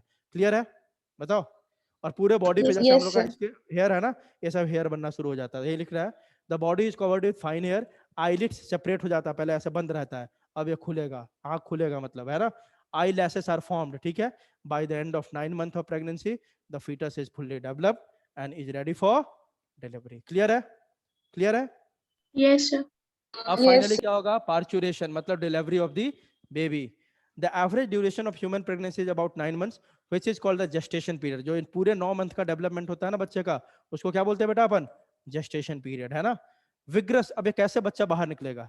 Vigorous contraction of the uterus at the end of pregnancy causes expulsion और डिलीवरी ऑफ द फीटस। जैसे ही 9 month पूरा होता है ना, यूट्रस के मसल जो मायोमेट्रियम मेनली है ना, मेनली कौन सा लेयर? मायोमेट्रियम, कॉन्ट्रैक्ट होना शुरू हो जाता है। ये जैसे ही कॉन्ट्रैक्ट होता है ना बेटा, एंड आपका एक प्यूटिटरी ग्लैंड एक्टिवेट हो जाता है। देखो, vigorous contraction of the uterus at the end of pregnancy causes expulsion or delivery of the fetus. This process of delivery of the fetus is called parturition, सबको पता है। parturition is induced by, कैसे शुरुआत होता है? सबसे पहला line यही रखना, याद रखना है, by a complex neuroendocrine mechanism, मतलब यह delivery of the baby nervous system और एंडोक्राइन सिस्टम के कंट्रोल में है। आई बात समझ? नर्वस सिस्टम सिग्नल देगा, एंडोक्राइन सिस्टम हार्मोन निकालना शुरू करेगा, हार्मोन के कारण कॉन्ट्रैक्शन शुरू होगा और बच्चा बाहर निकलेगा, ठीक है। बताओ। Yes, sir. The signals for parturition originate from the fully developed foetus. जब फीटस पूरी तरह से डेवलप हो जाता है ना, मतलब 9 मंथ हो जाता है, वही सिग्नल सबसे पहले देता है कि मैं अब रेडी हूं बाहर निकलने के लिए। ब्रेन को सिग्नल गया, कैसे गया? जब फीटस फुल्ली फॉर्म्ड हो गया, वह सिग्नल भेजा नर्वस सिस्टम को, नर्वस सिस्टम भेजेगा किसको? एंडोक्राइन ग्लैंड्स को, प्यूटिटरी को, हार्मोन सिक्रीट करो, कॉन्ट्रैक्शन करवाओ, और क्या करो आप? बेबी को रिलीज करो, ठीक है। वही है, देखो, the signal for parturition originate from, बहुत इंपॉर्टेंट लाइन है, from the fully developed foetus and the placenta. ये दोनों मिलकर सिग्नल जनरेट करता है सबसे पहला कि आई एम रेडी फॉर क्या? पार्चुरेशन। तो पूछता है कि पार्चुरेशन के लिए सिग्नल कहां से जनरेट होता है? Fully developed foetus and placenta दोनों मिलके सिग्नल जनरेट करता है फॉर पार्चुरेशन। उस सिग्नल को मिला के अपन क्या बोलते हैं? क्या बोलते हैं? Foetal ejection reflex. ये क्या है? फीटल इजेक्शन रिफ्लेक्स क्या है बताओ? Signal for parturition. जो कौन डेवलप करता है? कौन? Fully developed foetus and placenta. और जैसे ही ये फीटल इजेक्शन रिफ्लेक्स बनता है आपका, माइल्ड यूटेराइन कॉन्ट्रैक्शन, मतलब धीरे धीरे यूट्रस कॉन्ट्रैक्ट करना शुरू होता है, धीरे धीरे, शुरुआत में धीरे धीरे होगा, ठीक है। जब धीरे धीरे इसका कॉन्ट्रैक्शन शुरू हुआ, यह कॉन्ट्रैक्शन ही एक्टिवेट कर देता है ग्लैंड को, और तब हार्मोन बहुत मात्रा में निकलने लगता है, और कॉन्ट्रैक्शन का अमाउंट बढ़ते जाएगा, बढ़ते जाएगा, इतना बढ़ेगा कि बच्चा को बाहर फेंक देगा। आई बात समझ? जल्दी बताओ। तो शुरुआत में क्या हुआ? पहले क्या बना? सबसे पहला स्टेप फीटल इजेक्शन रिफ्लेक्स, मतलब सिग्नल मिला डेवलप्ड फीटस से और प्लेसेंटा से। तब क्या शुरू हो गया? Mild uterine contraction. जैसे ही माइल्ड यूटेराइन कॉन्ट्रैक्शन शुरू हुआ, धीरे धीरे कॉन्ट्रैक्ट होना, तब आपका क्या हो गया? This triggers releases of oxytocin from maternal pituitary. जैसे ही आपका यूट्रस थोड़ा थोड़ा कॉन्ट्रैक्ट होना शुरू हुआ, जो मदर का प्यूटिटरी ग्लैंड था वह एक हार्मोन सिक्रेट करना शुरू कर देता है, उसका नाम क्या है जल्दी बताओ? ऑक्सीटोसिन। यही मेन हार्मोन है जो पार्चुरेशन करवाता है, ठीक है। Oxytocin acts on the uterine muscles, है ना, and causes stronger uterine contractions which in turn, मतलब बताया ना शुरू में हल्का ऑक्सीटोसिन निकला और कॉन्ट्रैक्शन बढ़ा, जितना कॉन्ट्रैक्शन बढ़ेगा उतना ज्यादा ऑक्सीटोसिन रिलीज होगा, जितना तेज कॉन्ट्रैक्शन उतना अमाउंट में निकलना शुरू हुआ, मतलब धीरे धीरे क्या होगा, ऑक्सीटोसिन का लेवल बढ़ता रहेगा, कॉन्ट्रैक्शन भी बढ़ता रहेगा, जितना कॉन्ट्रैक्शन बढ़ेगा उतना ऑक्सीटोसिन, जितना कॉन्ट्रैक्शन बढ़ा उतना, है ना, मतलब ये साइमल्टेनियस हो गया, ऑक्सीटोसिन बढ़ा, कॉन्ट्रैक्शन बढ़ा और ज्यादा ऑक्सीटोसिन निकला, है ना। और फाइनली क्या होगा, यही लिखा हुआ, oxytocin acts on the uterine muscle and causes a stronger uterine contractions which in turn stimulates further secretion of, मतलब जैसे जैसे आपका ऑक्सीटोसिन रिलीज होगा और ज्यादा कॉन्ट्रैक्शन बढ़ते जाएगा और ज्यादा ऑक्सीटोसिन निकलेगा, फाइनली इतना ज्यादा कॉन्ट्रैक्शन हो जाएगा कि बच्चा बाहर निकल जाएगा। क्लियर है? बताओ। Yes, sir. Yes. The stimulatory reflex between the uterine contraction and oxytocin secretion, देखो क्या बोल रहा है, स्टिमुलेटरी रिफ्लेक्स बिटवीन, अभी आपने देखा ना दोनों एक दूसरे से जुड़ा हुआ है, माइल्ड कॉन्ट्रैक्शन शुरू हुआ था तब ऑक्सीटोसिन निकलना शुरू हुआ, अब ऑक्सीटोसिन खुद गया और इसका और कॉन्ट्रैक्शन बढ़ा दिया, और कॉन्ट्रैक्शन बढ़ा तो और ज्यादा ऑक्सीटोसिन बनने लग गया, तब इससे क्या हो गया, और ज्यादा इसका कॉन्ट्रैक्शन बढ़ गया, और ज्यादा ऑक्सीटोसिन, मतलब इधर इसका जैसे जैसे कॉन्ट्रैक्शन बढ़ रहा है ऑक्सीटोसिन का लेवल बढ़ रहा है, ऑक्सीटोसिन का लेवल जैसे बढ़ रहा है वैसे वैसे कॉन्ट्रैक्शन बढ़ रहा है, तो इसलिए बोलते हैं the stimulatory reflex between the uterine contraction and oxytocin secretion continues resulting in stronger and stronger contractions. This lead to expulsion of the baby out of the uterus through the birth canal. This is called parturition. उसी birth canal से बाहर निकल जाता है। birth canal को किसने बनाया था जल्दी बताओ? birth canal कौन कौन मिलकर बनाया था? Cervical canal plus Cervical canal plus vagina. ठीक है, तो main pregnancy hormone, main parturition hormone कौन हुआ बेटा? ऑक्सीटोसिन। उसके अलावा आपको बताया था ना रिलैक्सिन भी थोड़ा बहुत सिक्रीट होता है, जो क्या करता है प्यूबिक पेल्विक गर्डल के कनेक्टिव टिश्यू को थोड़ा रिलैक्स करता है ताकि वो आराम से जगह बनाए और बच्चा बाहर निकले, वही लिखा हुआ है। Relaxin hormone is secreted by the placenta and the ovary of the pregnant female, दोनों करता है। This hormone relaxes the pubic symphysis, that is the joint between the pelvic girdle, so more space is available to the foetus to move out. Oxytocin is the main parturition hormone, मतलब इसमें help करता है रिलैक्शन भी, लेकिन main delivery कौन hormone करवाता है, कौन सा जल्दी बताओ? ऑक्सीटोसिन। देखो बेहतरीन तरीके से आप देख सकते हो पार्चुरेशन कैसे बच्चा बाहर निकल रहा है, ठीक है।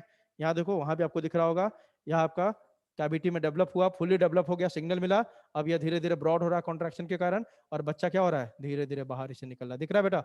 जल्दी बताओ। इसी को रिलैक्स करता है, इस कनेक्टिव टिश्यू को, ठीक है। आगे देखो यहाँ भी आपको दिख रहा है, इसी कनेक्टिव टिश्यू को रिलैक्स करता है, रिलैक्शन तक के बच्चा यहाँ से बाहर निकल जाए। क्लियर है? बोलो।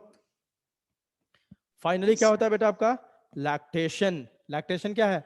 सिंपल सा, अब जब बच्चा जैसे ही हुआ तो मदर ब्रेस्ट फीडिंग करती है, उसको बोलते हैं अपन लैक्टेशन, जो बहुत छोटा सा पॉइंट है, इसको कल अपन देखेंगे क्योंकि अगला लेक्चर है अभी, ठीक है। उसके बाद देखो ये 2 ही स्लाइड है, खत्म हो गया आपका यहाँ पे चैप्टर आपका, समझो। लैक्टेशन खुद से भी जाके पढ़ के समझ सकते हो, कल बताऊंगा। कल अपन लैक्टेशन पढ़ाएंगे, फिर एक बार ये जितना ये बात है ना, जहां से कहां से, प्लासेंटा से, प्लासेंटा से लेके यहाँ तक तो पूरा एनसीईआरटी का लाइन है, तो एनसीईआरटी से पढ़ने की जरूरत ही नहीं है, एनसीईआरटी बताया मैंने। बाकी जो लाइन है एनसीईआरटी पे मैं पढ़ा दूंगा एक बार, एनसीईआरटी को एक बार देख लेंगे, है ना, फर्टिलाइजेशन से लेके, और बहुत आसान है, आपका चैप्टर खत्म हो गया है। क्लियर है बेटा? Yes, sir. हाँ Yes, sir. चलो कल लैक्टेशन को देखेंगे, और फिर अगला चैप्टर हम शुरू करेंगे, कौन सा? कौन सा? रिप्रोडक्टिव हेल्थ, ठीक है। Sir, Sunday syllabus. क्या? Sunday syllabus. हाँ संडे में क्या एनसीईआरटी टेस्ट है आपका इस बार? हाँ sir. एनसीईआरटी है ना, हम्म. यही चैप्टर आएगा, फुल ह्यूमन रिप्रोडक्शन, ठीक है। Yes, sir. हाँ पूरा चैप्टर है ह्यूमन रिप्रोडक्शन, एनसीईआरटी बेस्ड, ठीक है। क्लियर है? बोलो। Yes. Yes, sir. Yes, sir. चलो सबको समझ में आया? क्लासेंटा Yes, सब तो sir. था ही नहीं, ऐसे तो बहुत इजी टॉपिक था। चलो ठीक है, bye bye, thank you sir. Thank you. Welcome.